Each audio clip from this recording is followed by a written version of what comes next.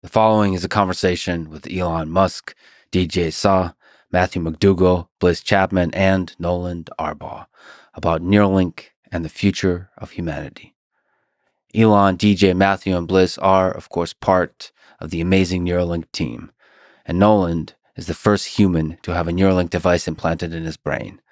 I speak with each of them individually, so use timestamps to jump around, or, as I recommend, go hardcore and listen to the whole thing. This is the longest podcast I've ever done. It's a fascinating, super technical, and wide-ranging conversation, and I loved every minute of it. And now, dear friends, here's Elon Musk, his fifth time on this, the Lex Fridman podcast. Drinking coffee or water? Water. I'm so over-caffeinated right now. Do you want some caffeine? I mean, sure. There's a nitro drink. This will keep you up to tomorrow afternoon, basically. Yeah. I don't have So what is nitro? It's just got a lot of caffeine or something? Don't ask questions. It's called nitro. Do you need to know anything else? It's got nitrogen in it. That's ridiculous. I mean, what we breathe is 78% nitrogen anyway. What do you need to add more for? Most people think that they're breathing oxygen, and they're actually breathing 78% nitrogen. You need like a milk bar, like from Clockwork Orange. Yeah. Yeah. Is that top 3 Kubrick film for you? Clockwork Orange, it's pretty good. I mean, it's demented. Jarring, I'd say. Okay. Okay. So first, let's step back and big congrats on getting Neuralink implanted into a human. That's a historic step for Neuralink. And thanks, yeah. There's many more to come. Yeah, and we just obviously have our second implant as well. How did that go? So far, so good. There looks like we've got, I think, on the order of 400 electrodes that are providing signals. So nice. Yeah. How quickly do you think the number of human participants will scale? It depends somewhat on the regulatory approval, the rate at which we get regulatory approvals. So we're hoping to do 10 by the end of this year, a total of 10. So 8 more. And with each one, you're going to be learning a lot of lessons about the neurobiology of the brain, the everything, the whole chain of the Neuralink, the decoding, the signal processing, all that kind of stuff. Yeah. I think it's obviously going to get better with each one. I mean, I don't want to jinx it, but it seems to have gone extremely well with the second implant. So there's a lot of signal, a lot of electrodes. It's working very well. What improvements do you think we'll see in Neuralink in the coming, let's get crazy, coming years? I mean, in years, it's going to be gigantic. Because we'll increase the number of electrodes dramatically. We'll improve the signal processing. So, we even with only roughly 10-15% of the electrodes working with Nolan, with our first patient, we were able to get to achieve a bits per second. That's twice the world record.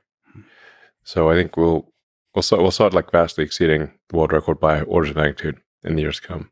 So start getting to, 100 bits per second, 1,000, maybe if you like 5 years from now, we might be at a megabit. Like faster than any human could possibly communicate by typing or speaking. Yeah, that BPS is an interesting metric to measure. There might be a big leap in the experience once you reach a certain level of BPS. Yeah. Like entire new ways of interacting with the computer might be unlocked. And with humans. With other humans. Provided they have they want a Neuralink too. Right. Otherwise, they won't be able to absorb the signals fast enough. Do you think they'll improve the quality of intellectual discourse? Well, I think you could think of it, if you were to slow down communication, how do you feel about that? If you'd only talk at, let's say, 1/10 of normal speed, you'd be like, wow, that's agonizingly slow. Yeah. So now imagine you could communicate clearly at 10 or 100 or 1,000 times faster than normal. Listen, I'm pretty sure nobody in their right mind listens to me at 1x. They listen at 2x. So I can only imagine what 10x would feel like, or I could actually understand it. I usually default to 1.5x. You can do 2x, but actually, if I'm trying to go, if I'm listening to somebody go to in like sort of 15, 20 minute segments to go to sleep, then I'll do it 1.5x. If I'm paying attention, I'll do 2x. Right. But actually, if you start actually listen to podcasts or sort of audiobooks or anything if you get used to doing it at 1.5, then 1 sounds painfully slow. I'm still holding on to 1 because I'm afraid. I'm afraid of myself becoming bored with the reality, with the real world where everyone's speaking in 1x. Well, it depends on the person. You can speak very fast. Like we can communicate very quickly, and also if you use a wide range of if your vocabulary is larger, your effective bit rate is higher. That's a good way to put it. Yeah, the effective bit rate. I mean, that is the question: is how much information is actually compressed in the low bit transfer of language. Yeah, if there's a single word that is able to convey something that would normally require 10 simple words, then you've got maybe a 10x compression on your hands. And that's really like with memes. Memes are like data compression. It conveys a whole. You're simultaneously hit with a wide range of symbols that you can interpret, and it's you kind of get it faster than if it were words or a simple picture. And of course, you're referring to memes broadly, like ideas. Yeah, there's an entire idea structure that is like an idea template, and then you can add something to that idea template. But somebody has that pre-existing idea template in their head. So when you add that incremental bit of information, you're conveying much more than if you just said a few words. It's everything associated with that meme. You think there'll be emergent leaps of capability as you scale the number of electrodes? Like there'll be a certain. Do you think there'll be like actual number where it just the human experience will be altered? Yes. What do you think that number might be? Whether electrodes or BPS? We of course don't know for sure, but is this 10,000, 100,000? Yeah, I mean certainly if you're anywhere at 10,000 bits per second, I mean that's vastly faster than any human can communicate right now. If you think of what is the average bits per second of a human, it is less than 1 bit per second over the course of a day, because there are 86,400 seconds in a day, and you don't communicate 86,400 tokens in a day. Therefore, your bits per second is less than 1, averaged over 24 hours. It's quite slow. And now, even if you're communicating very quickly, and you're talking to somebody who understands what you're saying, because in order to communicate, you have to, at least to some degree, model the mind state of the person to whom you're speaking. Then take the concept you're trying to convey, compress that into a small number of syllables, speak them, and hope that the other person decompresses them into a conceptual structure that is as close to what you have in your mind as possible. Yeah. I mean, there's a lot of signal loss there in that process. Yeah. Very lossy compression and decompression. And a lot of what your neurons are doing is distilling the concepts down to a small number of symbols, of say syllables that I'm speaking, or keystrokes, whatever the case may be. So that's a lot of what your brain computation is doing. Now, there is an argument that that's actually a healthy thing to do or a helpful thing to do, because as you try to compress complex concepts, you're perhaps forced to distill what is most essential in those concepts, as opposed to just all the fluff. So in the process of compression, you distill things down to what matters the most, because you can only say a few things. So that is perhaps helpful. I think we'll probably get, if our data rate increases, it's highly probable that we'll become far more verbose. Just like your computer, when computers had my first computer had 8K of RAM, so you really thought about every byte.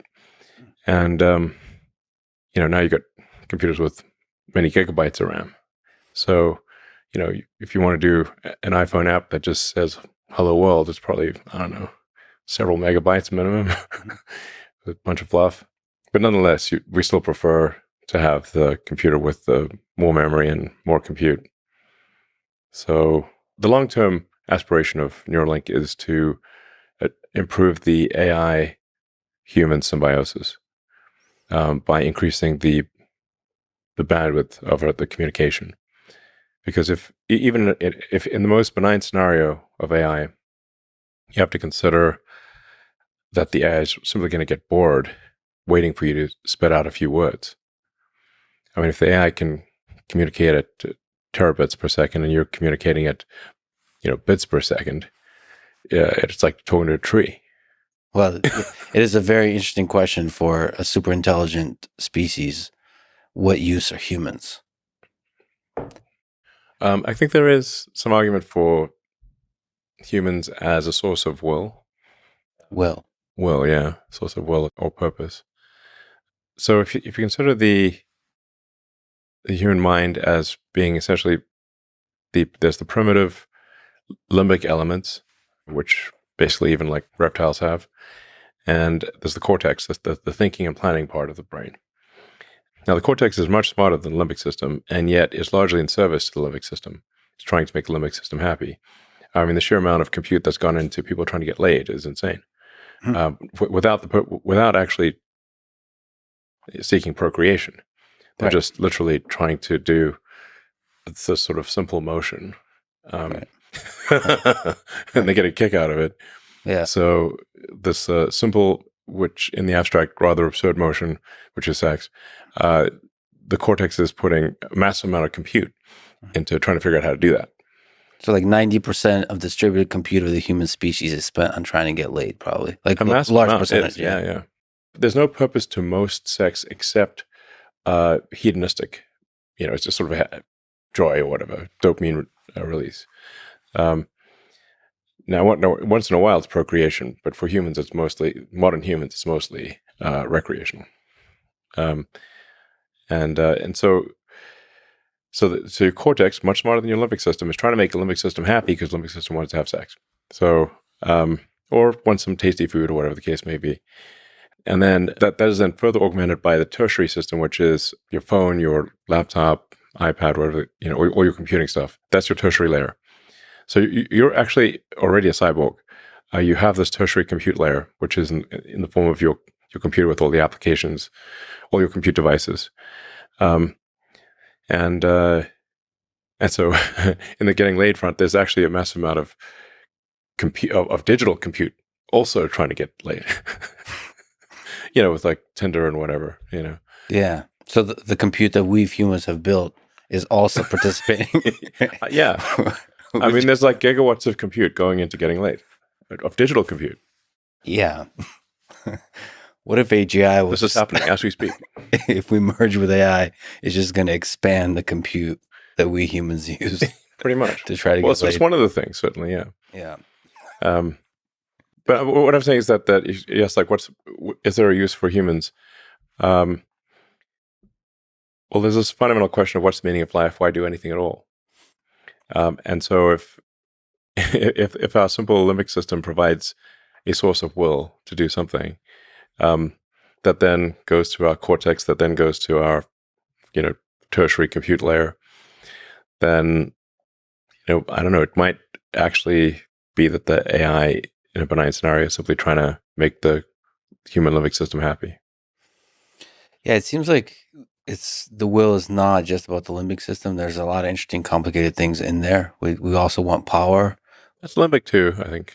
But then we also want to, in a kind of cooperative way, alleviate the suffering in the world. Not everybody does, but yeah, sure. Some people do. As a group of humans, when we get together, we start to have this kind of collective intelligence that is more complex in its will than the underlying individual descendants of apes, right? So there's like other motivations, and that could be a really interesting source of an objective function for AGI. Yeah. I mean, there are these sort of fairly cerebral or kind of higher level goals. I mean, for me, it's like, what's the meaning of life? Or understanding the nature of the universe is of great interest to me, and hopefully to the AI. And that's the mission of XAI and Grok, is understand the universe.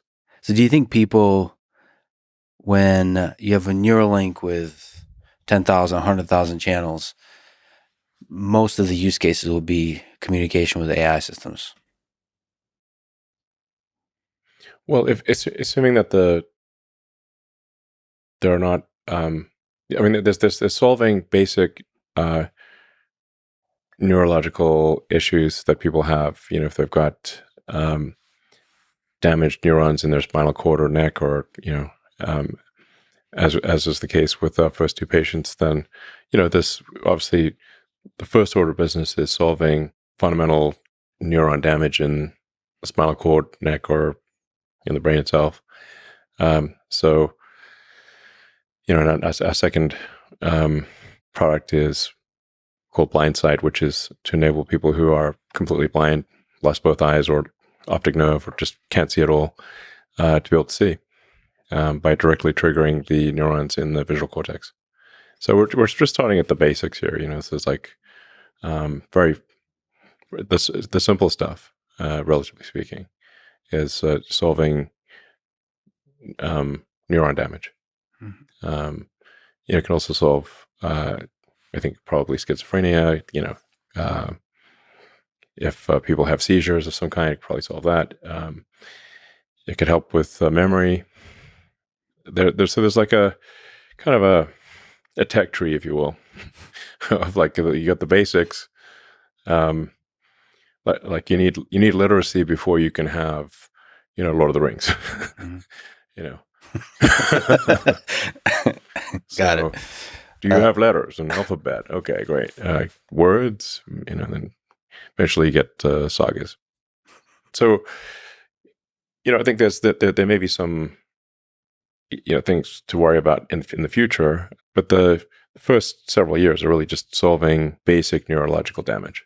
Like for people who have essentially complete or near complete loss from the brain to the body, like Stephen Hawking would be an example, the Neuralink would be incredibly profound. Because, I mean, you can imagine if Stephen Hawking could communicate as fast as we're communicating, perhaps faster. And that's certainly possible. Probable, in fact. Likely, I'd say. So there's a kind of dual track of medical and non-medical, meaning, so everything you've talked about could be applied to people who are non-disabled in the future. The logical thing to do is, sensible thing to do is to start off solving basic neuron damage issues. Yes. Because there's obviously some risk with the new device. You can't get the risk down at zero. It's not possible. So you want to have the highest possible reward, given there's a certain irreducible risk. And if somebody's able to have a profound improvement in their communication, that's worth the risk. As you get the risk down. Yeah, as you get the risk down, and once the risk is down to if you have like thousands of people that have been using it for years, and the risk is minimal, then perhaps at that point you could consider saying, okay, let's aim for augmentation. Now I think we're actually going to aim for augmentation with people who have neuron damage. So we're not just aiming to give people a communication data rate equivalent to normal humans. We're aiming to give people who have, quadriplegic or maybe have complete loss of the connection to the brain and body, a communication data rate that exceeds normal humans. Mm-hmm. I mean, while we're in there, why not? Let's give people superpowers. And the same for vision. As you restore vision, there could be aspects of that restoration that are superhuman. Yeah. At first, the vision restoration will be low res. Because you have to say, like, how many neurons can you put in there and trigger, and you can do things where you adjust the electric field. So, like, even if you've got, say, 10,000 neurons, it's not just 10,000 pixels, because you can adjust the field between the neurons and do them in patterns in order to get so have say 10,000 electrodes effectively give you, I don't know, maybe like having a megapixel or a 10 megapixel situation. So, and then over time, I think you get to higher resolution than human eyes, and you could also see in different wavelengths. So, like Geordie LaForge from Star Trek, like the thing. You could just, like, do you want to see in radar? No problem. You can see ultraviolet, infrared, eagle vision, whatever you want. Do you think there'll be, let me ask a Joe Rogan question. Do you think there'll be, I just recently taken ayahuasca. Do you think, Is that a so this question? No. Well, yes. Well, I guess technically it is. Yeah. Yeah. Ever tried DMT, bro? I love you, Joe. Okay. But wait. Yeah. Have you said much about it? I have not. Stuff? I've not. I've been okay. Well, why don't you spill the beans?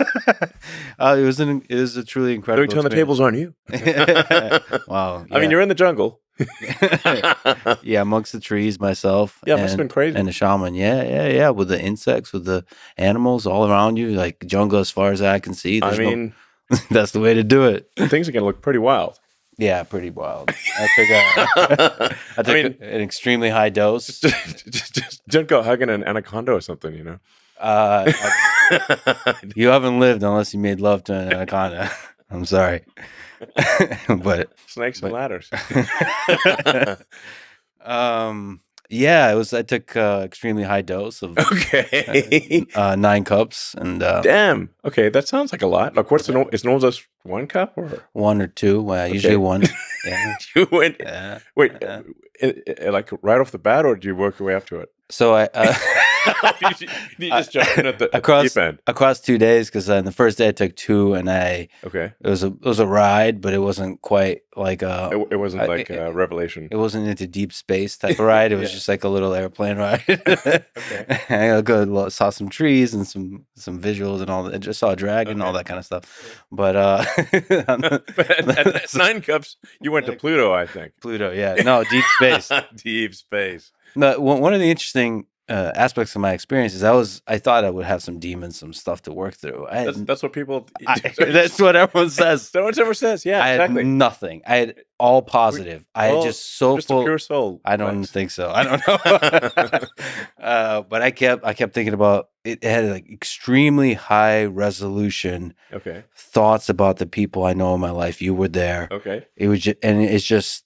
Not from my relationship with that person, but just as the person themselves, I had just this deep gratitude of who they are. That's cool. It was just like this exploration, like like Sims or whatever. You get to watch them. Sure. I got to watch people and just be in awe of how amazing they are. It sounds awesome. Yeah, it's great. I was waiting for when's the demon coming?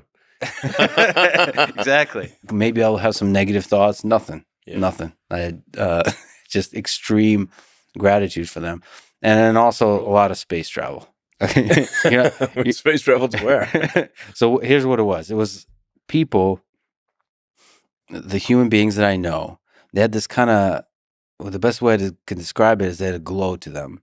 Okay. And then I kept flying out from them to see Earth, to see our solar system, to see our galaxy. Okay. And I saw that light, that glow all across the universe. Okay. Like that whatever that form is. All right. Whatever that, did you go past the Milky Way? Yeah. Well, okay. You're like intergalactic. Yeah, intergalactic. Okay, dang. Yeah. But always pointing in. Okay. Yeah. Past the Milky Way, I saw like a huge number of galaxies, intergalactic, and all of it was glowing. So, but I couldn't control that travel because I would actually explore near distances to the solar system, see if there's aliens or any of that kind of stuff. No, I didn't know. No. Zero aliens? Implication of aliens because they were glowing. They were glowing in the same way that humans were glowing. That that like life force that I was seeing. The thing that made humans amazing was there throughout the universe. Like there was these glowing dots. So I don't know.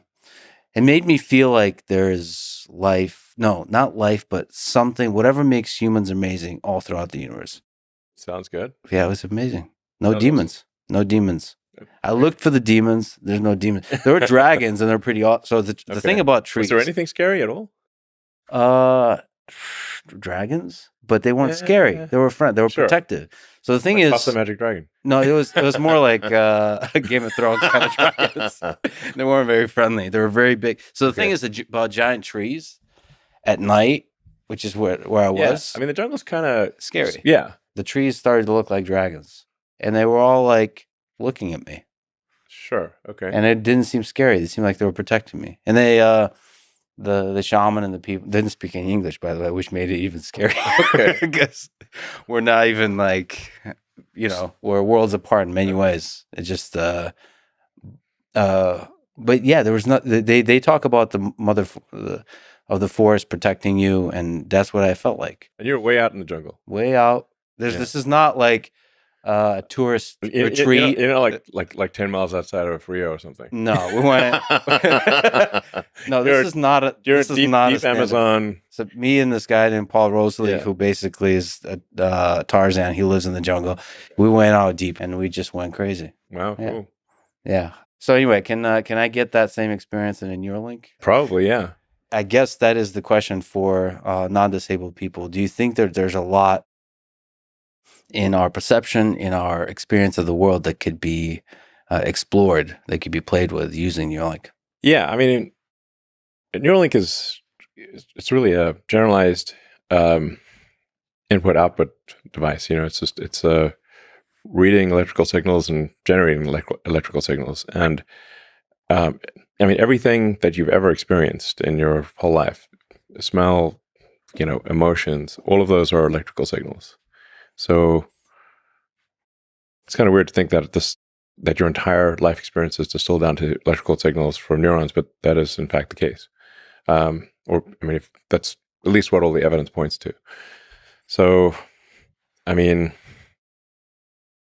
if you trigger the right neuron, you could trigger a particular scent. You could certainly make things glow. I mean, do pretty much anything. I mean, really, you can think of the brain as a biological computer. So if there are certain, say, chips or elements of that biological computer that are broken, let's say your ability to, if you've got a stroke, if you've had a stroke, that means you've got some part of your brain is damaged. Let's say it's a speech generation or the ability to move your left hand, that's the kind of thing that a Neuralink could solve. If you've got like a massive amount of memory loss that's just gone, well, we can't get the memories back. We could restore your ability to make memories, but we can't, restore memories that are fully gone. Now I should say, if part of the memory is there, and the means of accessing the memory is the part that's broken, then we could re-enable the ability to access the memory. So, but you can think of it like RAM in in a computer. If the RAM is destroyed or your SD card is destroyed, we can't get that back. But if the connection to the SD card is destroyed, we can fix that. If it is fixable physically, then it can be fixed. Of course, with AI, you can repair photographs and fill in missing parts of photographs. Maybe you could do the same. You could say like create the most probable set of memories based on all information you have about that person.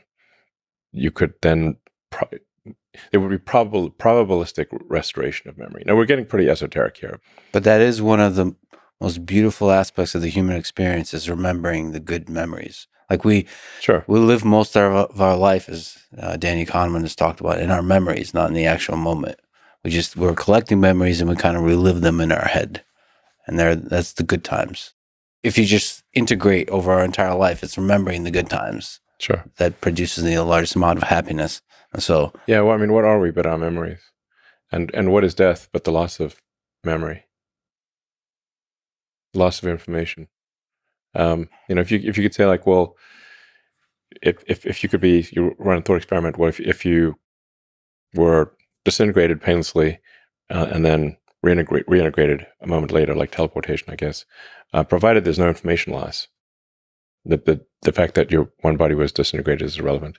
And memories is just such a huge part of that. Death is fundamentally the loss of information, the loss of memory.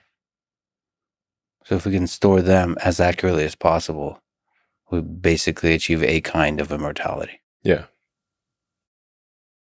You've talked about the threats, the safety concerns of AI. Let's look at long-term visions. Do you think Neuralink is, in your view, the best current approach we have for AI safety? It's an idea that may help with AI safety.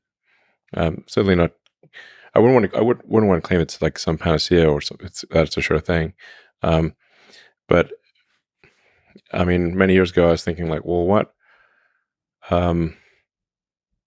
would inhibit alignment of collective human will with artificial intelligence? And the low data rate of humans, especially our slow output rate, would necessarily, just because because the communication is so slow, would diminish the link between humans and computers. Like the more you are a tree, the less you know what the tree is. Like, let's say you look at a tree, you look at this plant or whatever, and like, hey, I'd really like to make that plant happy, but it's not saying a lot, you know? Mm-hmm. So the more we increase the data rate that humans can intake and output, then that means the better, the higher the chance we have in a world full of AGIs. Yeah. We could better align collective human will with AI if the output rate especially was dramatically increased. And I think there's potential to increase the output rate by, I don't know, 3, maybe 6, maybe more orders of magnitude. So it's better than the current situation. And that output rate would be by increasing the number of electrodes, number of channels, and also maybe implanting multiple Neuralinks. Yeah. Do you think there will be a world in the next couple of decades where it's hundreds of millions of people have Neuralinks? Yeah, I do. Do you think when they see the capabilities, the superhuman capabilities that are possible, and then the safety is demonstrated? Yeah, if it's extremely safe, and you have and you can have superhuman abilities, and let's say you can upload your memories, so you wouldn't lose memories, then I think probably a lot of people would choose to have it. It would supersede the cell phone, for example. I mean, it's the biggest problem that a phone has is trying to figure out what you want. So that's why you've got autocomplete, and you've got output, which is all the pixels on the screen. But from the perspective of the human, the output is so friggin' slow. Desktop or phone is desperately just trying to understand what you want. And there's an eternity between every keystroke from a computer standpoint. Yeah. So the computer's talking to a tree, a slow-moving tree that's trying to swipe. Yeah. So if you got computers that are doing trillions of instructions per second, and a whole second went by, I mean, that's a trillion things it could have done. Yeah, I think it's exciting and scary for people because once you have a very high bit rate, that changes the human experience in a way that's very hard to imagine. Yeah, we would be something different. I mean, some sort of futuristic cyborg. I mean, we're obviously talking about, by the way, like it's not like around the corner. It's, you asked me what the distant future is. Like maybe this is like, it's not super far away, but 10, 15 years, that kind of thing. When can I get one? 10 years? Probably less than 10 years. Depends what you want to do, Hey, if I can get like 1,000 BPS. 1,000 BPS. Wow. And it's safe, and I can just interact with the computer while laying back and eating Cheetos. I don't eat Cheetos. There's certain aspects of human-computer interaction when done more efficiently and more enjoyably, are worth it. Well, we feel pretty confident that I think maybe within the next year or two that someone with a Neuralink implant will be able to outperform a pro gamer. Nice. Because the reaction time would be faster. I got to visit Memphis. Yeah. You're going big on compute. Yeah. And you've also said play to win or don't play at all. So Yeah. what does it take to win? For AI, that means you've got to have the most powerful training compute. And the rate of improvement of training compute has to be faster than everyone else, or you will not win. Your AI will be worse. So how can Grok, let's say 3, that might be available, like next year? Well, hopefully end of this year. Grok 3. If we're lucky. Yeah. How can that be the best LLM, the best AI system available in the world? How much of it is compute? How much of it is data? How much of it is like post-training? How much of it is the product that you package it up in? All that kind of stuff. I mean, they won't matter. It's sort of like saying what let's say it's a Formula One race, like what matters more, the car or the driver? I mean, they both matter. If your car is not fast, then if it's like, let's say it's half the horsepower of your competitors, the best driver will still lose. If it's twice the horsepower, then probably even a mediocre driver will still win.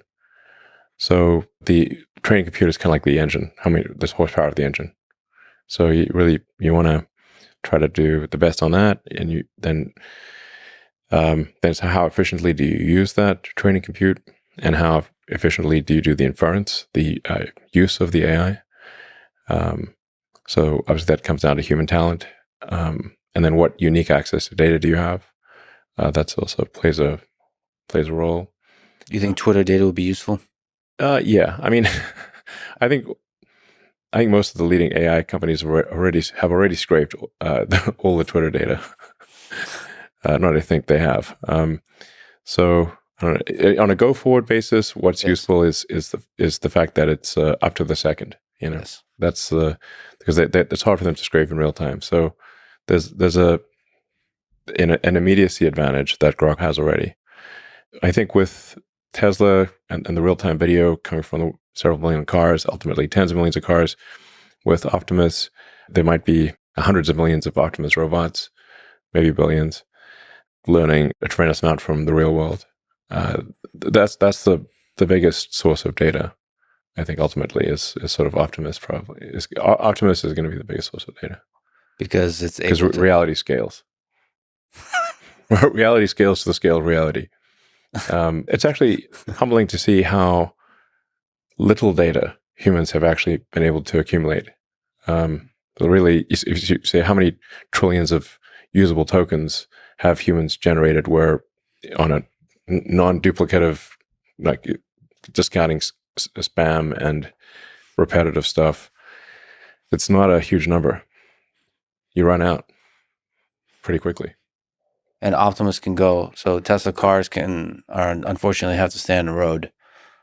Optimus robot can go anywhere. There's more reality off the road and go off road. I mean, like the Optimus robot can like pick up the cup and see, did it pick up the cup in the right way? Did it, say, pour water in the cup? Did the water go in the cup or not go in the cup? Did it spill water or not? Yeah. Simple stuff like that. I mean, but it can do at scale times a billion, so generate useful data from reality. So cause and effect stuff. What do you think it takes to get to mass production of humanoid robots like that? It's the same as cars, really. I mean, global capacity for vehicles is about 100 million a year. And it could be higher. It's just that the demand is on the order of 100 million a year. And then there's roughly 2 billion vehicles that are in use in some way. So, which makes sense. Like the life of a vehicle is about 20 years. So at steady state, you can have 100 million vehicles produced a year with a 2 billion vehicle fleet, roughly. Now, for humanoid robots, the utility is much greater. So my guess is humanoid robots are more like at a billion plus per year. But, until you came along and started building Optimus, it was thought to be an extremely difficult problem. I mean, it is an extremely difficult problem. So it's no walk in the park. I mean, Optimus currently would struggle to walk in the park. I mean, it can walk in a park. The park is not too difficult, but it will be able to walk over a wide range of terrain. Yeah, and pick up objects. Yeah. It can already do that. but like all kinds of objects. Yeah. All foreign objects. I mean, pouring water in a cup is not trivial, because then if you don't know anything about the container, it could be all kinds of containers. Yeah, there's going to be an immense amount of engineering just going into the hand. Yeah. The hand might be close to half of all the engineering in Optimus. From an electromechanical standpoint, the hand is probably roughly half of the engineering. But so much of the intelligence of humans goes into what we do with our hands. Yeah. There's the manipulation of the world, manipulation of objects in the world, intelligent, safe manipulation of objects in the world. Yeah. Yeah. I mean, you start really thinking about your hand and how it works. You know, I do all the time. The sensory and control homunculus is we have like humongous hands. Yeah. So, I mean, like your hands, the actuators, the muscles of your hand are almost overwhelmingly in your forearm. Mm-hmm. So your forearm has the muscles that actually control your hand. There's a few small muscles in the hand itself, but your hand is really like a skeleton meat puppet, and with cables. So the muscles that control your fingers are in your forearm, and they go through the carpal tunnel, which is that you've got a little collection of bones and a tiny tunnel that these cables, the tendons, go through, and those tendons are mostly what move your hands. And something like those tendons has to be re-engineered into the Optimus in order to do all that kind of stuff. Yeah, so like the current Optimus, we tried putting the actuators in the hand itself, but then you sort of end up having these like giant hands. Yeah, giant hands that look weird. Yeah, and then they don't actually have enough degrees of freedom or enough strength. Mm-hmm. So then you realize, oh, okay, that's why you got to put the actuators in the forearm, and just like a human, you got to run cables through a narrow tunnel to operate the fingers. And then there's also a reason for not having all the fingers the same length. So it wouldn't be expensive from an energy or evolutionary standpoint to have all your fingers be the same length. So why aren't they the same length? Yeah, why not? Because it's actually better to have different lengths. Your dexterity is better if you've got fingers of different length. There are more things you can do, and your dexterity is actually better if your fingers are of different length. Like there's a reason we've got a little finger. Like why not have a little finger that's bigger? Yeah, because it allows you to do fine. It helps you with fine motor skills. This little finger helps. It does. If you lost your little finger, you'd have noticeably less dexterity. So as you're figuring out this problem, you have to also figure out a way to do it so you can mass manufacture it. So it's to be as simple as possible.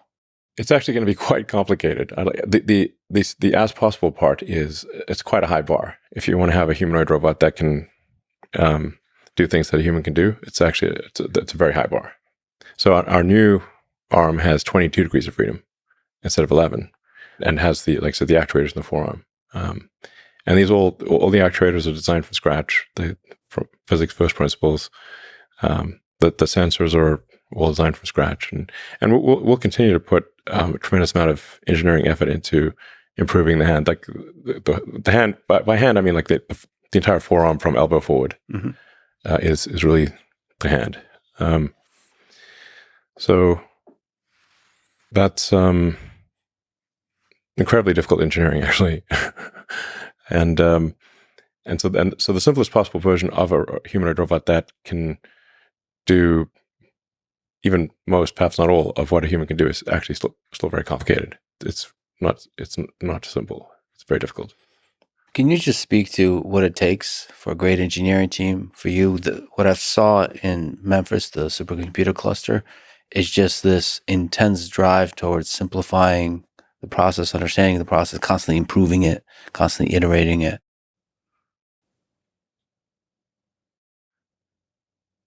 Well, it's easy to say simplify it, and it's very difficult to do it. I have this very basic first principles algorithm that I run kind of as like a mantra, which is to first question the requirements, make the requirements less dumb. The requirements are always dumb to some degree. So if you want to start off by reducing the number of requirements, and no matter how smart the person is who gave you those requirements, they're still dumb to some degree. If you have to start there, because otherwise you could get the perfect answer to the wrong question. So try to make the question the least wrong possible. That's what questioning the requirements means. And then the second thing is try to delete the whatever the step is, the part or the process step. Sounds very obvious, but people often forget to try deleting it entirely. And if you're not forced to put back at least 10% of what you delete, you're not deleting enough. Like, and it's somewhat illogically, people often, most of the time, feel as though they've succeeded if they've not been forced to put things back in. But actually they haven't, because they've been overly conservative and have left things in there that shouldn't be. So, and only the third thing is try to optimize it or simplify it. Again, these all sound, I think, very, very obvious when I say them, but the number of times I've made these mistakes is more than I care to remember. That's why I have this mantra. So, in fact, I'd say the most common mistake of smart engineers is to optimize a thing that should not exist. Right. So you, like you say, you run through the algorithm. Yeah. And basically show up to a problem, show up to the supercomputer cluster and see the process and ask, can this be deleted? Yeah. First, try to delete it. Yeah. Yeah. That's not easy to do. No, and actually, there's what generally makes people uneasy is that you've got to delete at least some of the things that you delete, you will put back in. Yeah. But going back to sort of where our limbic system can steer us wrong is that we tend to remember with sometimes a jarring level of pain where we deleted something that we subsequently needed. Yeah. And so people will remember that one time they forgot to put in this thing 3 years ago, and that caused them trouble.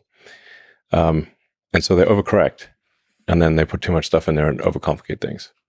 So you actually have to say, no, we're deliberately going to delete more than we should. So that we're putting at least 1 in 10 things we're going to add back in. Mm-hmm. And I've seen you suggest just that something should be deleted, and you can kind of see the pain. Oh, yeah, absolutely. Everybody feels a little bit of the pain. Absolutely. And I tell them in advance, like, yeah, there's some of the things that we delete, we're going to put back in. And that people get a little shook by that. But it makes sense, because if you're so conservative as to never have to put anything back in, you obviously have a lot of stuff that isn't needed. So you got to overcorrect. This is, I would say, like a cortical override to a limbic instinct. One of many that probably leads us astray. Yeah. There's like a step 4 as well, which is any given thing can be sped up. However fast you think it can be done, like whatever the speed is being done, it can be done faster.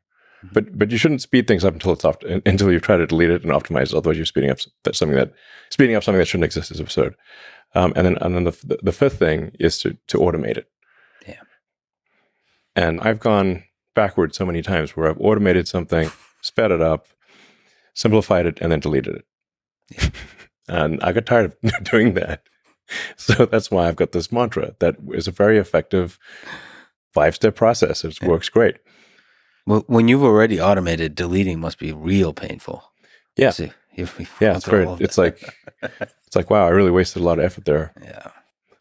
I mean, what you've done with the cluster in Memphis is incredible. Just in a handful of weeks.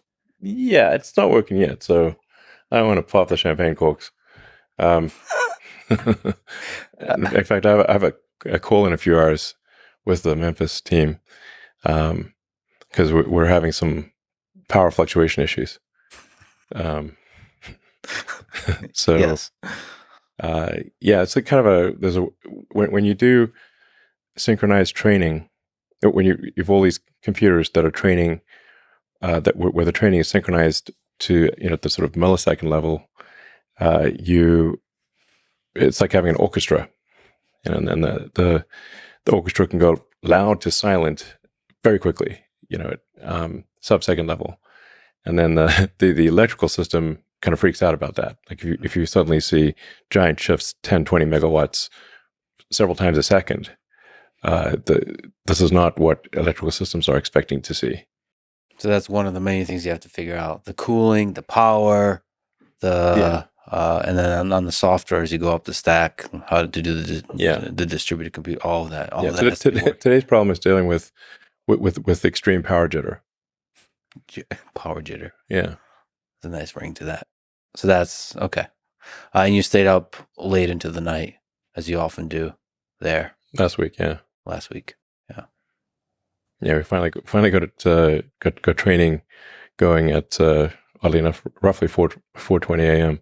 Last Monday. Total coincidence. Yeah, I mean, maybe it was 4:22 or something. Yeah. It's that universe again with the jokes. Exactly, just love it. I mean, I wonder if you could speak to the fact that one of the things that you did when I was there is you went through all the steps of what everybody's doing just to get a sense that you yourself understand it and everybody understands it so they can understand when something is dumb or something is inefficient or that kind of stuff. Can you speak to that? Yeah, so I try to do whatever the people at the front lines are doing, I try to do it at least a few times myself. So connecting fiber optic cables, diagnosing a faulty connection, that tends to be the limiting factor for large training clusters is the cabling. There's so many cables.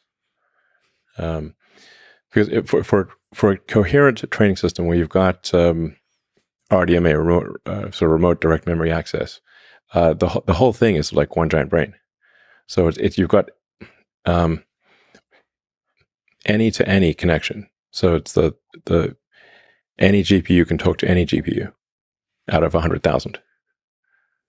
That is a crazy cable layout. It looks pretty cool. Yeah. It's like the human brain, but like at a scale that humans can visibly see. It is a cool brain. I mean, the human brain also has a massive amount of the brain tissue is the cables. Yeah. So they get the gray matter, which is the compute, and then the white matter, which is cables. A big percentage of your brain is just cables. That's what it felt like walking around in the supercomputer center. It's like we're walking around inside a brain. Yeah. We'll one day build a super intelligent system. Do you think there's a chance that XAI, that you are the one that builds AGI? It's possible. What do you define as AGI? I think humans will never acknowledge that AGI has been built. Just keep moving the goalposts. Yeah. So I think there's already superhuman capabilities that are available in AI systems. I think what AGI is when it's smarter than the collective intelligence of the entire human species. Well, I think that normally people would call that sort of ASI, artificial superintelligence. But there are these thresholds where you could say at some point the AI is smarter than any single human, and then you've got 8 billion humans. So and actually each human is machine augmented by the computers. Right. So you've got it's a much higher bar to compete with 8 billion machine augmented humans. That's a whole bunch of orders of magnitude more. So, but at a certain point, the AI will be smarter than all humans combined. If you are the one to do it, do you feel the responsibility of that? Yeah, absolutely. and I want to be clear. Like, let's say if XAI is first, the others won't be far behind. I mean, they might be 6 months behind or a year, maybe. Not even that. So how do you do it in a way that doesn't hurt humanity, do you think? So, I mean, I've thought about AI safety for a long time, and the thing that at least my biological neural net comes up with as being the most important thing is adherence to truth, whether that truth is politically correct or not. So I think if you force AIs to lie or train them to lie, you're really asking for trouble, even if that lie is done with good intentions. So I mean, you saw sort of issues with ChatGPT and Gemini and whatnot. Like you asked Gemini for an image of the founding fathers of the United States, and it shows a group of diverse women. Now that's factually untrue. Now that's sort of like a silly thing, but if an AI is programmed to say like diversity is a necessary output function, and then it becomes this omnipowerful intelligence, it could say, okay, well, diversity is now required, and if there's not enough diversity, those who don't fit the diversity requirements will be executed. If it's programmed to do that as the fundamental utility function, it will do whatever it takes to achieve that. So you have to be very careful about that. That's where I think you want to just be truthful. Rigorous adherence to truth is very important. Another example is, they asked various AIs, I think all of them, and I'm not saying Grok is perfect here. Is it worse to misgender Caitlyn Jenner or global thermonuclear war? And it said, it's worse to misgender Caitlyn Jenner. Now, even Caitlyn Jenner said, please misgender me. That is insane. But if you've got that kind of thing programmed in, it could, the AI could conclude something absolutely insane, like it's better in order to avoid any possible misgendering, all humans must die, because then that misgendering is not possible because there are no humans. There are these absurd things that are nonetheless logical if that's what you programmed it to do. In 2001 Space Odyssey, what Arthur C. Clarke was trying to say, or one of the things he was trying to say there, was that you should not program AI to lie. Because essentially the AI, HAL 9000, was programmed it was told to take the astronauts to the monolith, but also they could not know about the monolith. So it concluded that it will kill them and take them to the monolith. Thus, it brought them to the monolith. They are dead, but they do not know about the monolith. Problem solved. Mm-hmm. That is why it would not open the pod bay doors. Mm-hmm. There's this classic scene of like, open the pod. Why don't want to open the pod bay doors? They just clearly weren't good at prompt engineering. Mm-hmm. They should have said, "Hal, you are a pod bay door sales entity."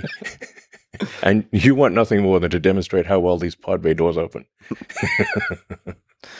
Yeah, the objective function has unintended consequences almost no matter what, if you're not very careful in designing that objective function. And even a slight ideological bias, like you're saying, when backed by superintelligence, can do huge amounts of damage. Yeah. But it's not easy to remove that ideological bias. You're highlighting obvious, ridiculous examples, but yep, they're real examples. They're real of AI that was released to the public. They are. That real. Went through QA, presumably. Yes, and still said insane things and produced insane images. Yeah, but you can swing the other way, and it's truth is not an easy thing. We kind of bake in ideological bias in all kinds of directions. But you can aspire to the truth. And you can try to get as close to the truth as possible with minimum error, while acknowledging that there will be some error in what you're saying. So this is how physics works. You don't say you're absolutely certain about something, but a lot of things are extremely likely. 99.9999% likely to be true. Mm-hmm. So that's aspiring to the truth is very important. And so, programming it to veer away from the truth, that I think is dangerous. Right. Like, injecting our own human biases into the thing. Yeah. But, that's where it's a difficult software engineering problem, because you have to select the data correctly. It's hard. Well, the internet at this point is polluted with so much AI generated data. It's insane. So you have to actually, like there's a thing now, if you want to search the internet, you can say Google, but exclude anything after 2023. It will actually often give you better results. Yeah. Because there's so much, the explosion of AI generated material is crazy. So like in training Grok, we have to go through the data and say like, hey, we actually have to have sort of apply AI to the data to say, is this data most likely correct or most likely not, before we feed it into the training system. That's crazy. Yeah. So, and is it generated by human? The data filtration process is extremely, extremely difficult. Yeah. Do you think it's possible to have a serious, objective, rigorous political discussion with Grok? for a long time, and it wouldn't, like Grok 3 or Grok 4. Grok 3 is going to be next level. I mean, what people are currently seeing with Grok is kind of baby Grok. Yeah, baby Grok. It's baby Grok right now. But baby Grok's still pretty good. So it's but it's an order of magnitude less sophisticated than GPT-4. And it's now Grok 2, which finished training, I don't know, 6 weeks ago or thereabouts. Grok 2 will be a giant improvement, and then Grok 3 will be, I don't know, order of magnitude better than Grok 2. And you're hoping for it to be like state of the art, like better than. Hopefully. I mean, this is a goal. I mean, we may fail at this goal. That's the aspiration. Do you think it matters who builds the AGI? The people and how they think and how they structure their companies and all that kind of stuff? Yeah, I think it matters that there is I think it's important that whatever AI wins is a maximum truth-seeking AI that is not forced to lie for political correctness. It's well, for any reason, really. Political, anything. I am concerned about AI succeeding that is programmed to lie, even in small ways. Right, because in small ways becomes big ways when it's super become very big ways, yeah. And when it's used more and more at scale by humans. Yeah. Since I am interviewing Donald Trump. Cool. You want to stop by? Yeah, sure, I'll stop in. There was tragically an assassination attempt on Donald Trump. After this, you tweeted that you endorse him. What's your philosophy behind that endorsement? What do you hope Donald Trump does for the future of this country and for the future of humanity? Well, I think there's, people tend to take, like, say, an endorsement as, well, I agree with everything that person has ever done their entire life 100% wholeheartedly. And that's not going to be true of anyone. But we have to pick, we've got two choices really for who's president. And it's not just who's president, but the entire administrative structure changes over. And I thought Trump displayed courage under fire, objectively. He's just got shot. He's got blood streaming down his face, and he's like fist pumping, saying "fight." That's impressive. Like, you can't feign bravery in a situation like that. Like, most people would be ducking. There would not be, because it could be a second shooter. You don't know. The president of the United States got to represent the country, and they're representing you. They're representing everyone in America. Well, like, you want someone who is strong and courageous to represent the country. That's not to say that he is without flaws. We all have flaws. But on balance, and certainly at the time, it was a choice of, Biden, poor guy, has trouble climbing a flight of stairs. And the other one's fist pumping after getting shot. This is no comparison. I mean, who do you want dealing with some of the toughest people and, other world leaders who are pretty tough themselves? And I'll tell you, like, what are the things that I think are important. I think we want a secure border. We don't have a secure border. We want safe and clean cities. I think we want to reduce the amount of spending that we're, at least slow down the spending. Because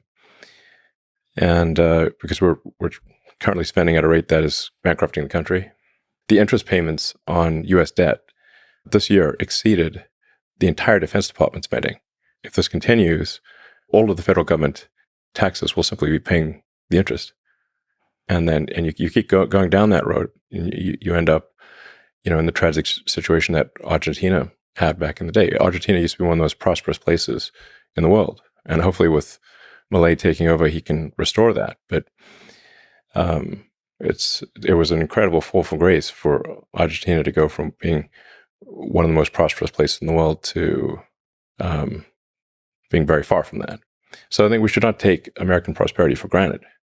So we really want to, I think we've got to reduce the size of government, we've got to reduce the spending, and we've got to live within our means. Do you think politicians in general, governments, well, how much power do you think they have to steer humanity towards good? There's a sort of age-old debate in history. Like, is history determined by these fundamental tides, or is it determined by the captain of the ship? Mm-hmm. This is both, really. I mean, there are tides, but it also matters who's captain of the ship. So it's a false dichotomy, essentially. But I mean, there are certainly tides. The tides of history are. There are real tides of history, and these tides are often technologically driven. If you say like the Gutenberg press, the widespread availability of books as a result of a printing press, that was a massive tide of history, independent of any ruler. But in stormy times, you want the best possible captain of the ship. Well, first of all, thank you for recommending Will and Ariel Durant's work. I've read the short one for now. Oh, the lessons of history. Lessons of history. Yeah. And so one of the lessons, one of the things they highlight is the importance of technology, technological innovation, and which is funny because they wrote so long ago, but they were noticing that the rate of technological innovation was speeding up. Yeah, I would love really to see what they think about now.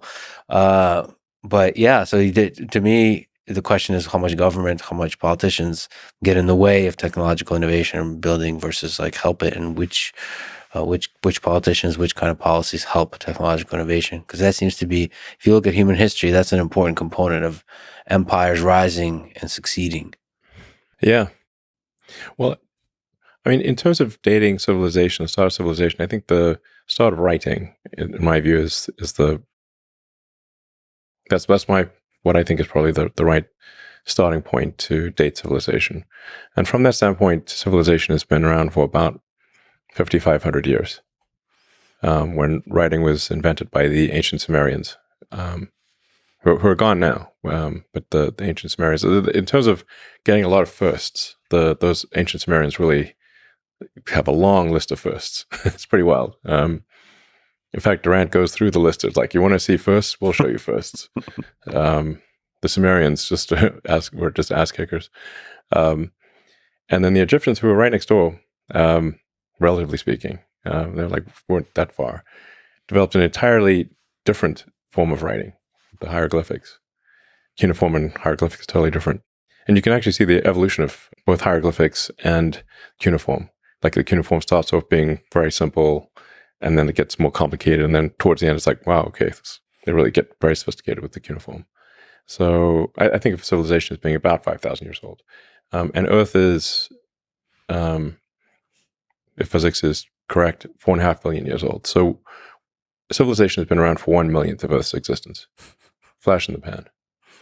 Yeah, these are the early days. And so we very early. We make it very dramatic because there's been rises and falls of empires, and so many rises and falls of empires, so many, and there'll be many more. Yeah, exactly. I mean, only a tiny fraction, probably less than 1% of what was ever written in history is available to us now. I mean, if they didn't literally chisel it in stone or put it in a clay tablet, we don't have it.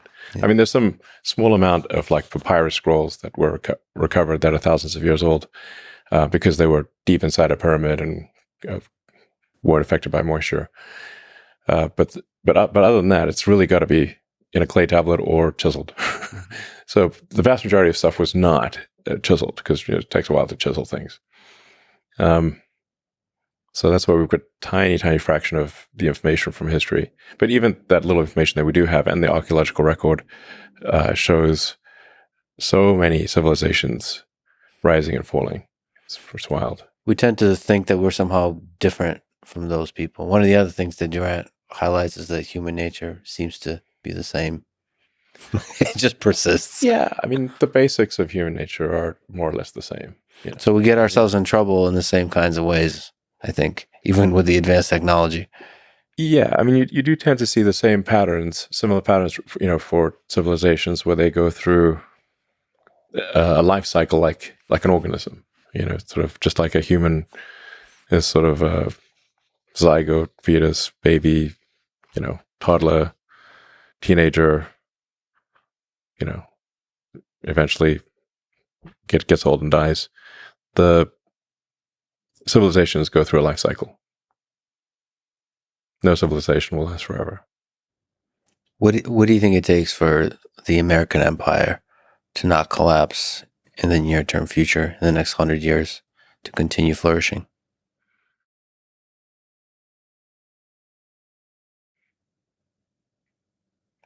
Well, the single biggest thing that is often actually not mentioned in history books, but Durant does mention it, is the birth rate. So, perhaps to some, a counterintuitive thing happens when civilizations become are winning for too long. That the birth rate declines. It can often decline quite rapidly. We're seeing that throughout the world today.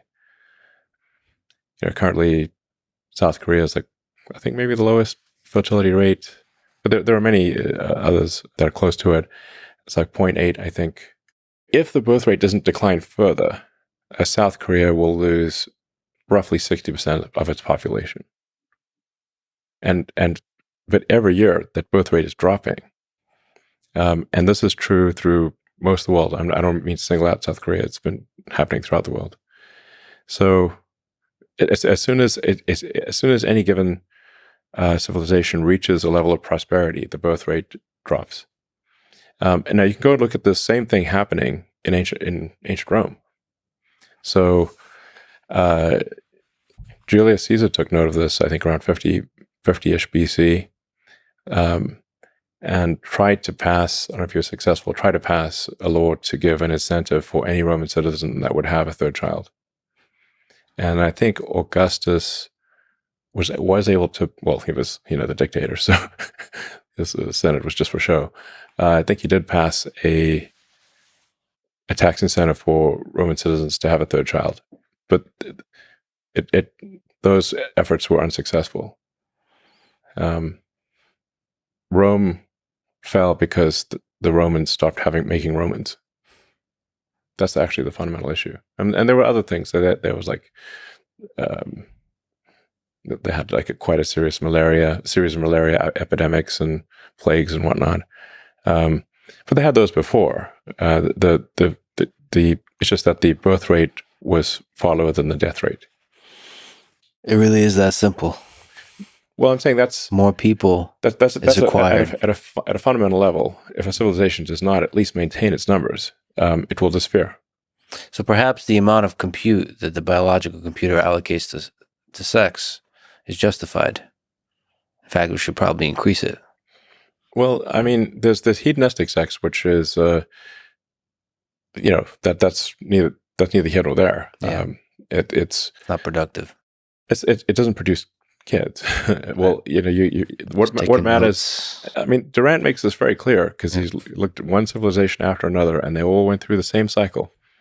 When the civilization was under stress, the birth rate was high. But as soon as there were no external enemies, or they had a extended period of prosperity, the birth rate inevitably dropped every time. I don't believe there's a single exception. So that's like the foundation of it. You need to have people. Yeah. I mean, it's at a base level, yeah. No humans, no humanity. And then there's other things like, human freedoms and just giving people the freedom to build stuff. Yeah, absolutely. But at a basic level, if you do not at least maintain your numbers, if you're below replacement rate and that trend continues, you will eventually disappear. It's just elementary. Now, then, obviously, you also want to try to avoid massive wars. If there's a global thermonuclear war, probably we're all toast. Radioactive toast. So we want to try to avoid those things. then there are there's a thing that happens over time with any given civilization, which is that the laws and regulations accumulate, and if there's not if there's not some forcing function like a war to clean up the accumulation of laws and regulations, eventually everything becomes legal, and that's like the hardening of the arteries. Or a way to think of it is like being tied down by a million little strings, like Gulliver. You can't move. And it's not like any one of those strings is the issue. You've got a million of them. So there has to be a sort of a garbage collection for laws and regulations, so that you don't keep accumulating laws and regulations to the point where you can't do anything. This is why we can't build high-speed rail in America. It's illegal. That's the issue. It's illegal 6 ways to Sunday to build high-speed rail in America. I wish you could just like for a week go into Washington and like be the head of the committee for making, what is it, for the garbage collection, making government smaller, like removing stuff. I have discussed with Trump the idea of a government efficiency commission. Nice. Yeah. And I would be willing to be part of that commission. I wonder how hard that is. The antibody reaction would be very strong. Yes. Yeah. So you really have to. You're attacking the Matrix at that point. The Matrix will fight back. How are you doing with that? Being attacked? Me attacked? Yeah. There's a lot of it. Yeah, there is a lot. I mean, every day another psyop, you know. Where's my tinfoil hat? How do you keep your just positivity? How do you optimism about the world, a clarity of thinking about the world, so just not become resentful or cynical or all that kind of stuff? Just getting attacked by a very large number of people, misrepresented. Oh yeah, that's a daily occurrence. Yes. So, I mean, it does get me down at times. I mean, it makes me sad, but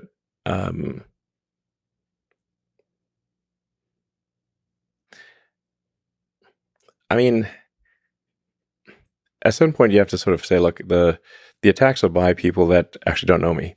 They're trying to generate clicks. So if you can sort of detach yourself somewhat emotionally, which is not easy, and say, okay, look, this is not actually, from someone that knows me or is they're literally just writing to get, impressions and clicks. Then I guess it doesn't hurt as much. It's like it's not quite water off a duck's back. Maybe it's like acid off a duck's back. All right. Well, that's good. Just about your own life. What do you use as a measure of success in your life? Measure of success, I'd say, like how many useful things can I get done? Day-to-day basis. You wake up in the morning. How can I be useful today? Yeah. Maximize utility, area under the curve of usefulness. Very difficult to be useful at scale. At scale. Can you speak to what it takes to be useful for somebody like you, where there's so many amazing, great teams? Like, how do you allocate your time to being the most useful? Well, time is the true currency. Yeah. So it is tough to say what is the best allocation of time. I mean, there are, often say, if you look at, say, Tesla, Tesla this year will do over $100 billion in revenue. So that's $2 billion a week. If I make slightly better decisions, I can affect the outcome by $1 billion. So then, I try to do the best decisions I can. And on balance, at least compared to the competition, pretty good decisions. But the marginal value of a better decision can easily be, in the course of an hour, $100 million. Given that, how do you take risks? How do you do the algorithm that you mentioned? I mean, deleting, given that a small thing can be $1 billion. How do you decide to... Yeah. Well, I think you have to look at it on a percentage basis, because if you look at it in absolute terms, it's It's just I would never get any sleep. It would just be like I need to just keep working and work my brain harder, And I'm not trying to get as much as possible out of this meat computer. So it's not. It's pretty hard because you can just work all the time, and at any given point, like I said, a slightly better decision could be $100 million impact for Tesla or SpaceX, for that matter. But it is wild when considering the marginal value of time can be $100 million an hour at times, or more. Is your own happiness part of that equation of success? It has to be to some degree. If I'm sad, if I'm depressed, I make worse decisions. So I can't have if I have zero recreational time, then I make worse decisions. So I don't have a lot, but it's above zero. I mean, my motivation, if I've got a religion of any kind, is a religion of curiosity, of trying to understand. It's really the mission of Grok, understand the universe. I'm trying to understand the universe, or at least set things in motion such that at some point civilization understands the universe or far better than we do today, and even what questions to ask. As Douglas Adams pointed out in his book, sometimes the answer is arguably the easy part. Trying to frame the question correctly is the hard part. Once you frame the question correctly, the answer is often easy. So I'm trying to set things in motion such that we are at least at some point able to understand the universe. So for SpaceX, the goal is to make life multiplanetary, and which is, if you go to the Fermi paradox of where are the aliens, you've got these sort of great filters. It's like why have we not heard from the aliens? Now a lot of people think there are aliens among us. I often claim to be one. Nobody believes me, but it did say alien registration card at one point on my immigration documents. So I've not seen any evidence of aliens. So it suggests that at least one of the explanations is that intelligent life is extremely rare. And again, if you look at the history of Earth, civilization has only been around for 1/1,000,000th of Earth's existence. So if aliens had visited here, say 100,000 years ago, they would be like, well, they don't even have writing, just hunter-gatherers, basically.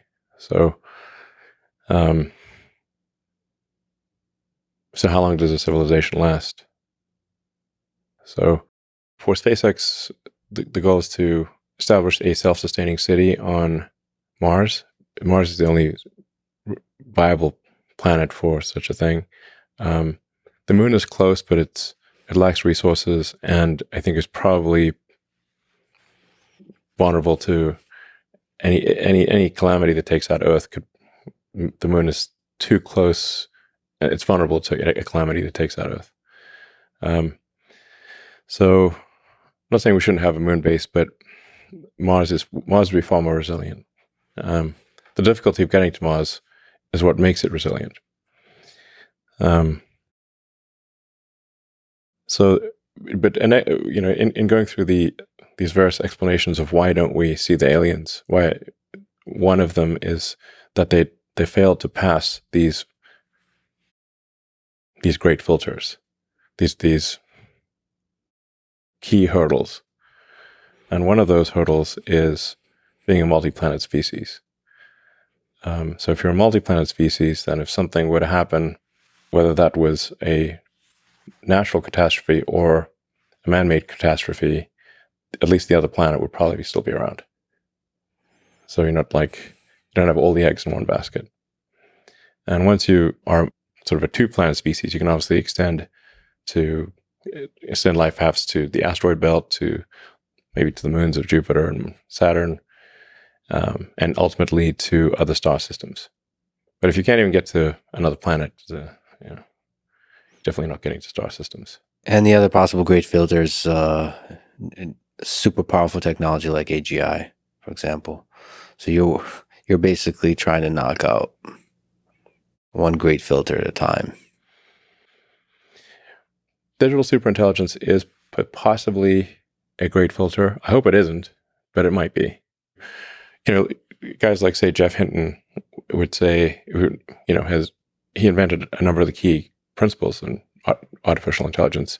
I think he puts the probability of AI annihilation around 10 to 20%, something like that. So,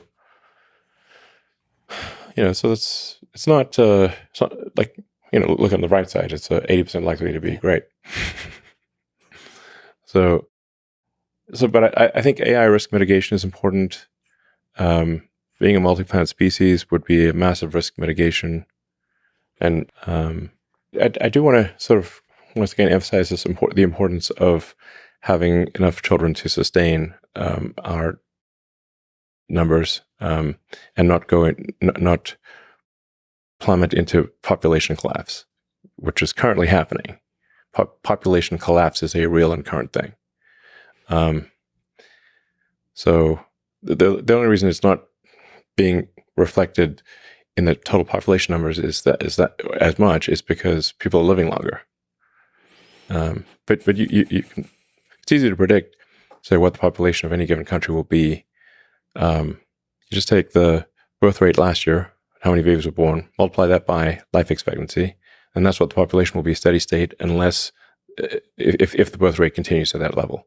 But if it keeps declining, it will be even less and eventually dwindle to nothing.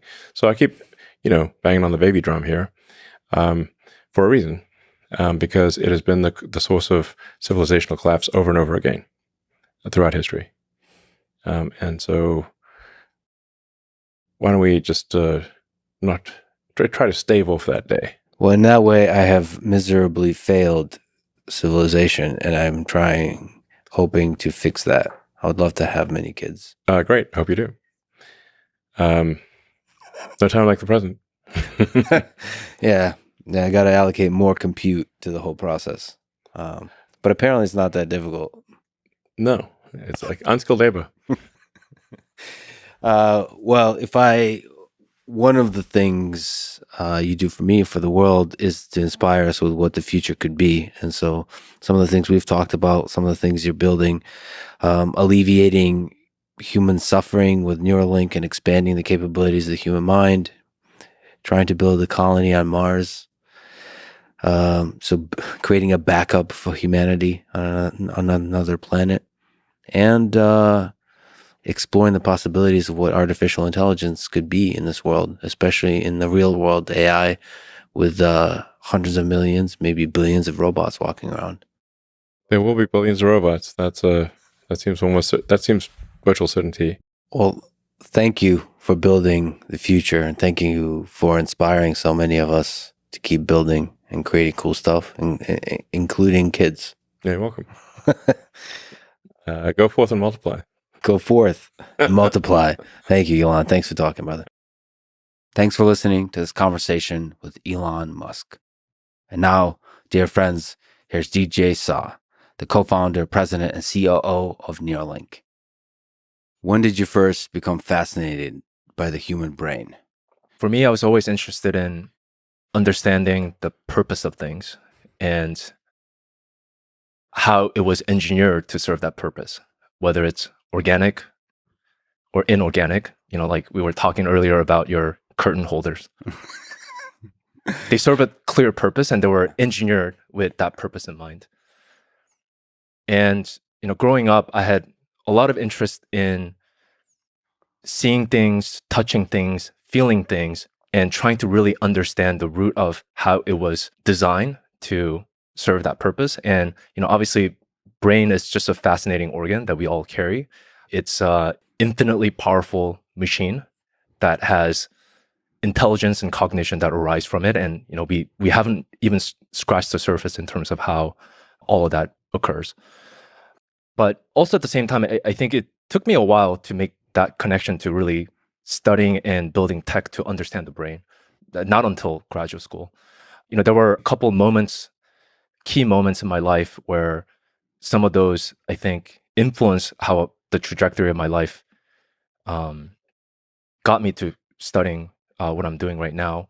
One was growing up, both sides of my family, my grandparents had a very severe form of Alzheimer, and it's incredibly debilitating conditions. I mean, literally, you're seeing someone's whole identity and their mind just losing over time. And I just remember thinking how both the power of the mind, but also how something like that could really lose your sense of identity. It's fascinating that that is one of the ways to reveal the power of a thing, by watching it lose the power. Yeah, a lot of what we know about the brain actually comes from these cases where there are trauma to the brain or some parts of the brain that led someone to lose certain abilities. And as a result, there's some correlation and understanding of that part of the tissue being critical for that function. And it's an incredibly fragile organ, if you think about it that way, but also it's incredibly plastic and incredibly resilient in many different ways. And by the way, the term plastic, as we'll use a bunch, means that it's adaptable. So neuroplasticity refers to the adaptability of the human brain. Correct. Another key moment that sort of influenced how the trajectory of my life have shaped towards the current focus of my life has been during my teenage year when I came to the US. I didn't speak a word of English. There was a huge language barrier, and there was a lot of struggle to kind of connect with my peers around me because I didn't understand the artificial construct that we have created called language, specifically English in this case. And I remember feeling pretty isolated, not being able to connect with peers around me. So I spent a lot of time just on my own, reading books, watching movies. And I naturally sort of gravitated towards sci-fi books. I just found them really, really interesting. And also it was a great way for me to learn English. Some of the first set of books that I picked up are Ender's Game, the whole saga by Orson Scott Card, and Neuromancer from William Gibson, and Snow Crash from Neil Stephenson. And, movies like Matrix was coming out around that time point that really influenced how I think about the potential impact that technology can have for our lives in general. So fast track to my college years, I was always fascinated by just physical stuff, building physical stuff, and especially physical things that had some sort of intelligence. And, I studied electrical engineering during undergrad, and I started out my research in MEMS, so micro electromechanical systems, and really building these tiny nanostructures for temperature sensing. And I just found that to be just incredibly rewarding and fascinating subject to just understand how you can build something miniature like that again served a function and had a purpose. And then, I spent large majority of my college years basically building millimeter wave circuits for next-gen telecommunication systems, for imaging. And it was just something that I found very, very intellectually interesting, phase arrays, how the signal processing works for, any modern as well as next-gen telecommunication system, wireless and wireline. EM waves or electromagnetic waves are fascinating. How do you design antennas that are most efficient in a small footprint that you have? How do you make these things energy efficient? That was something that just consumed my intellectual curiosity. And that journey led me to actually apply to and find myself a PhD program at UC Berkeley at kind of this consortium called the Berkeley Wireless Research Center that was precisely looking at building, at the time we called it XG, similar to 3G, 4G, 5G, but the next generation G system, and how you would design circuits around that to ultimately go on phones and basically any other devices that are wirelessly connected these days. So I was just absolutely just fascinated by how that entire system works and that infrastructure works. And then also during grad school, I had sort of the fortune of having, a couple research fellowships that led me to pursue whatever project that I want. And that's one of the things that I really enjoyed about my graduate school career, where you got to kind of pursue your intellectual curiosity in the domain that may not matter at the end of the day, but is something that, really allows you the opportunity to go as deeply as you want, as well as widely as you want. And at the time, I was actually working on this project called the Smart Band-Aid. And the idea was that when you get a wound, there's a lot of other kind of proliferation of signaling pathway that cells follow to close that wound. And there were hypotheses that when you apply external electric field, you can actually accelerate the closing of that field by having, basically electrotaxing of the cells around that wound site. And specifically, not just for normal wound, there are chronic wounds that don't heal. So we were interested in building, some sort of a wearable patch that you could apply to kind of facilitate that healing process. And that was in collaboration with Professor Michelle Maharvitz, which was a great addition to kind of my thesis committee, and really shaped the rest of my PhD career. So this would be the first time you interacted with biology, I suppose. Correct. I mean, there were some peripheral, end application of the wireless imaging and telecommunication system that I was using for security and bioimaging, but this was a very clear, direct application to biology and biological system, and understanding the constraints around that, and really designing and engineering electrical solutions around it. So that was my first introduction, and that's also kind of how I got introduced to Michel. He's sort of known for remote control of beetles in the early 2000s. And then around 2013, obviously kind of the holy grail when it comes to implantable system is to kind of understand how small of a thing you can make. And a lot of that is driven by how much energy or how much power you can supply to it and how you extract data from it. So at the time at Berkeley, there was kind of this desire to kind of understand in the neural space what sort of system you can build to really miniaturize these implantable systems. And I distinctively remember this one particular meeting where Michel came in and he's like, "Guys, I think I have a solution. The solution is ultrasound."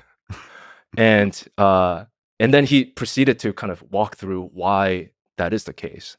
And that really formed the basis for my thesis work called Neural DUS system, that was looking at ways to use ultrasound as opposed to electromagnetic waves for powering as well as communication.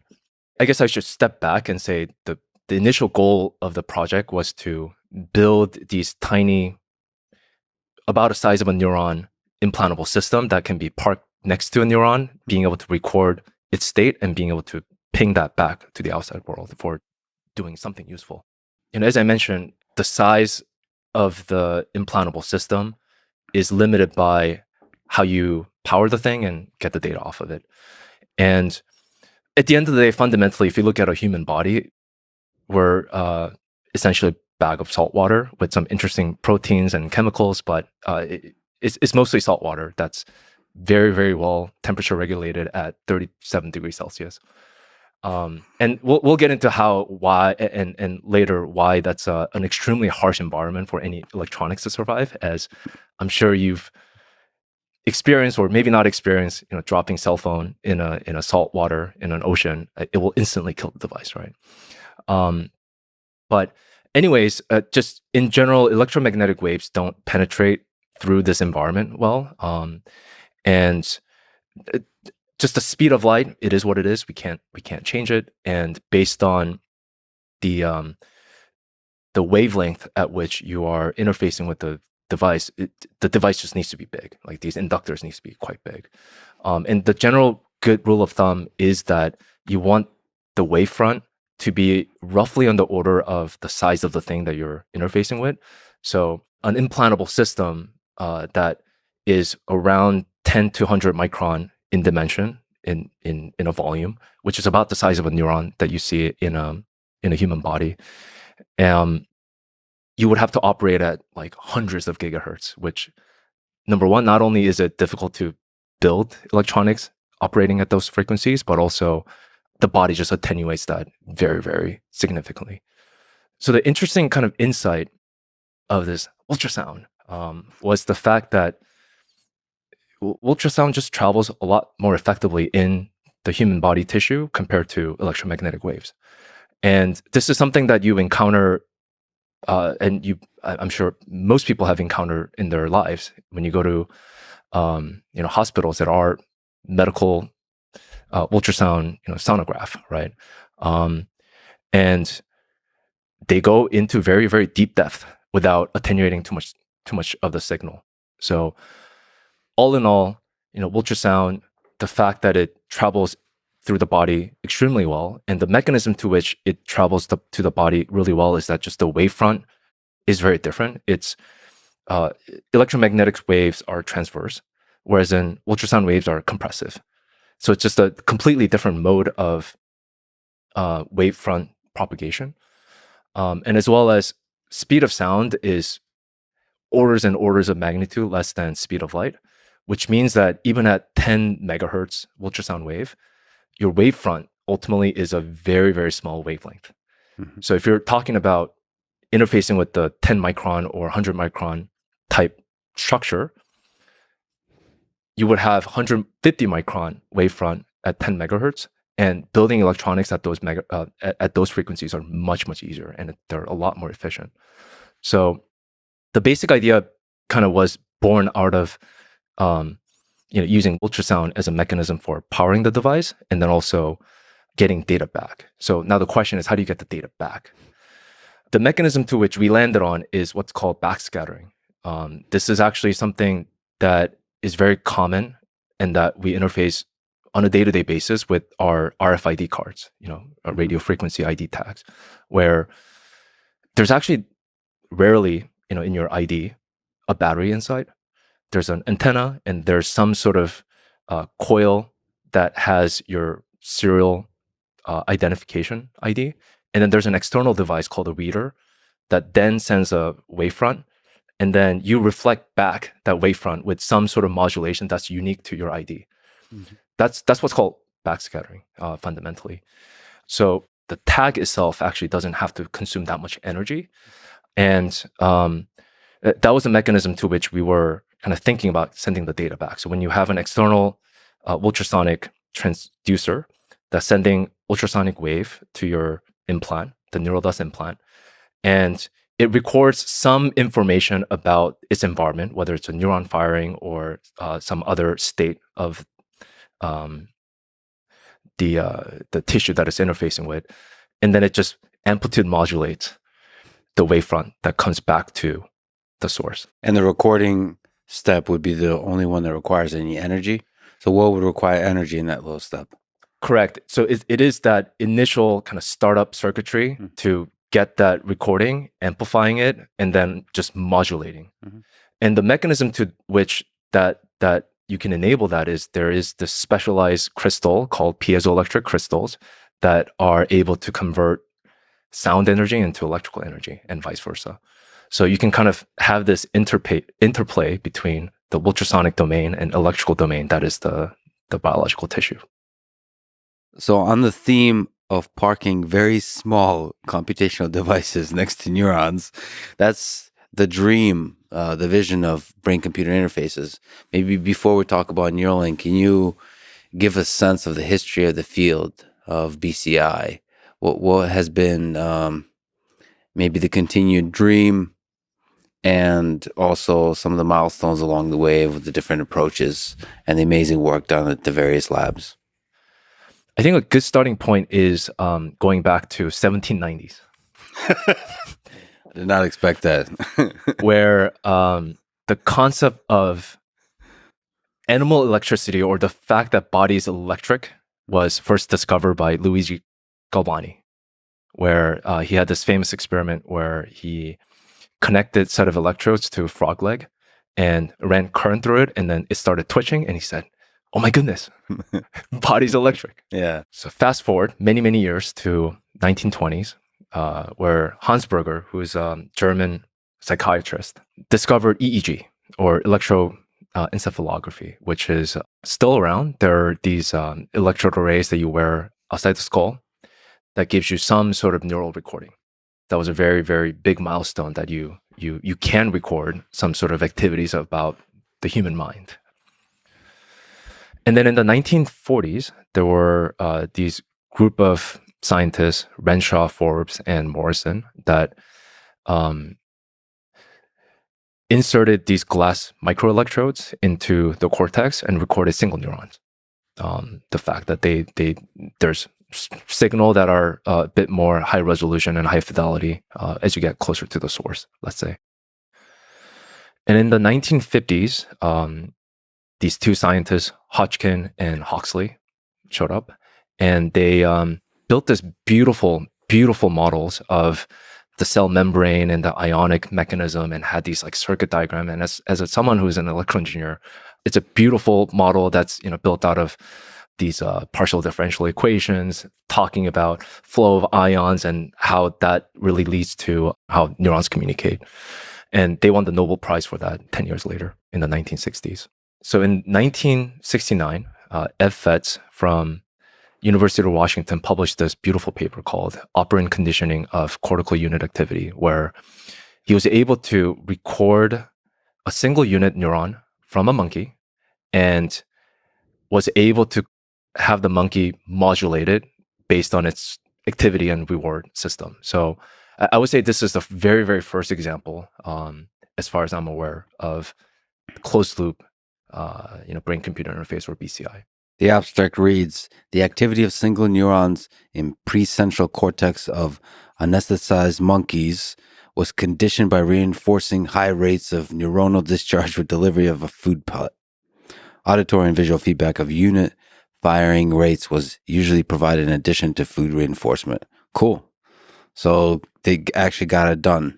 They got it done. This is back in 1969. After several training sessions, monkeys could increase the activity of newly isolated cells by 50 to 500% above rates before reinforcement. Fascinating. Brain is very plastic. and so from here, the number of experiments grew. Yeah, number of experiments as well as set of tools to interface with the brain have just exploded.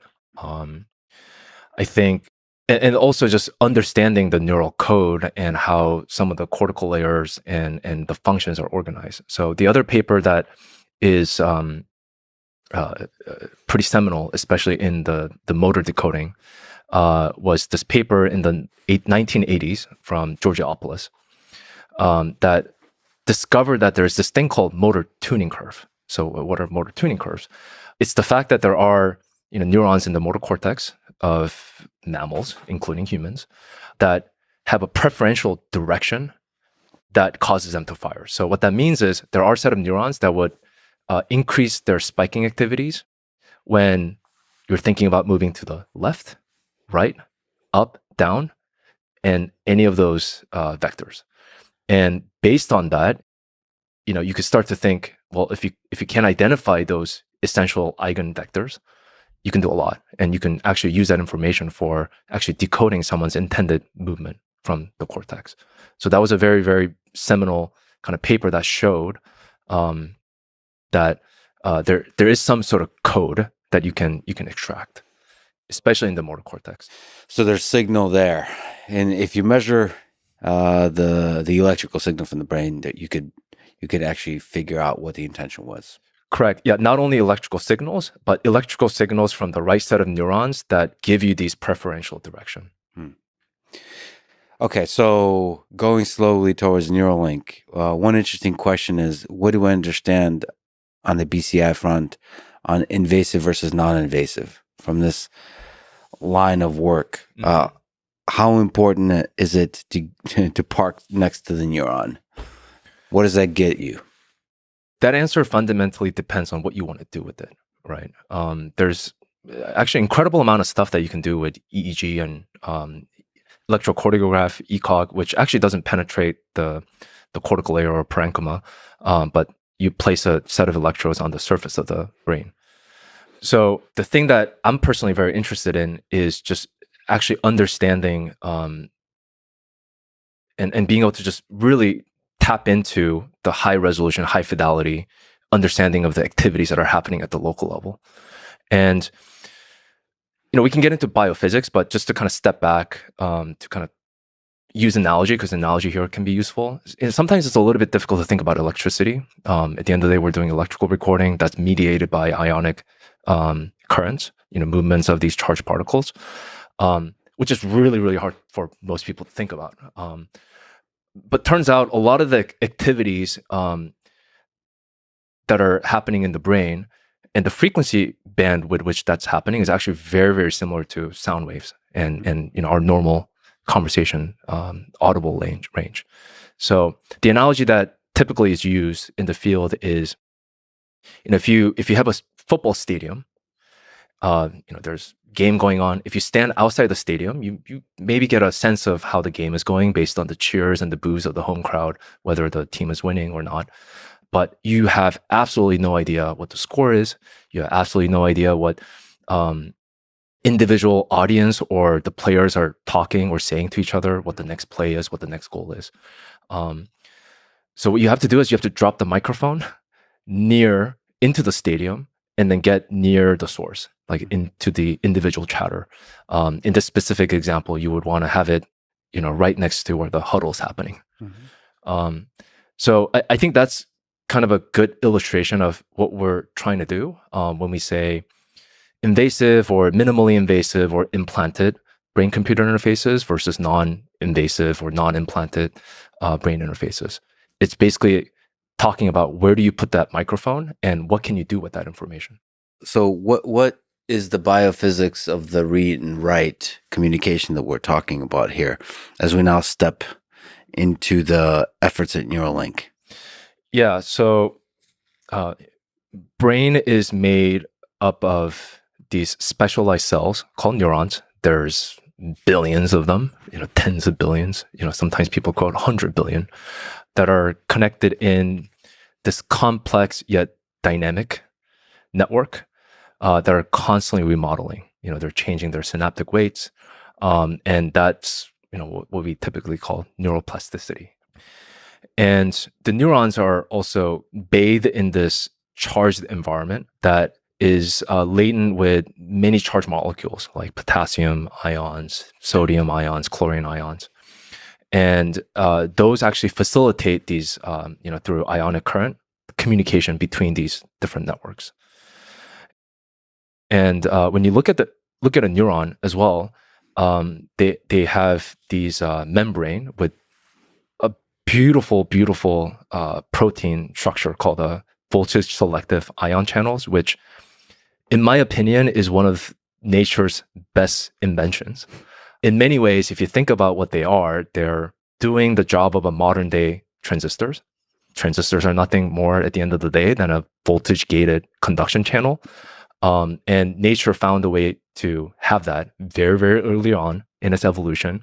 And as we all know, with the transistor, you can have many computation and a lot of amazing things that we have access to today. So I think it's one of those, just as a tangent, just a beautiful invention that the nature came up with, these voltage gated ion channels. I mean, I suppose there's on the biological level, at every level of the complexity of the hierarchy of the organism, there's going to be some mechanisms for storing information and for doing computation. And this is just one such way. But to do that with biological and chemical components is interesting. Plus, like with neurons, I mean, it's not just electricity, it's chemical communication. It's also mechanical. Mm-hmm. I mean, these are like actual objects that have that vibrate. I mean, they move. Yeah, they're actually, I mean, there's a lot of really interesting physics that are involved. And, kind of going back to my work on ultrasound during grad school, there are groups and there were groups and there are still groups looking at ways to cause neurons to actually fire an action potential using ultrasound wave. And the mechanism to which that's happening is still unclear, as I understand. It may just be that, you're imparting some sort of thermal energy and that causes cells to depolarize in some interesting ways. But there are also these ion channels or even membranes that actually just open up its pore as they're being mechanically shook, mm-hmm. right? Vibrated. So there's just a lot of, elements of these moved particles, which again, like that's governed by diffusion physics, right? Movements of particles. And there's also a lot of kind of interesting physics there. Also, not to mention, as Roger Penrose talks about, there might be some beautiful weirdness in the quantum mechanical effects of all of this. And he actually believes that consciousness might emerge from the quantum mechanical effects there. So like there's physics, there's chemistry, there's biology, all of that is going on there. Oh yeah. I mean, you can, yes, there's a lot of levels of physics that you can dive into.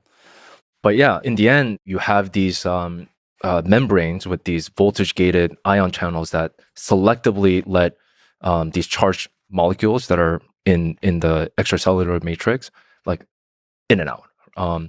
And these neurons generally have these like resting potential where there's a voltage difference between inside the cell and outside the cell.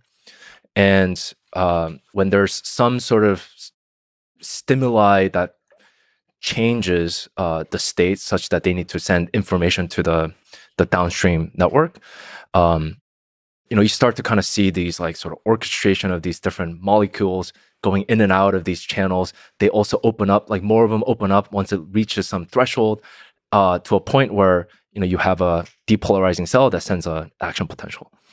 So it's just a very beautiful kind of orchestration of these molecules.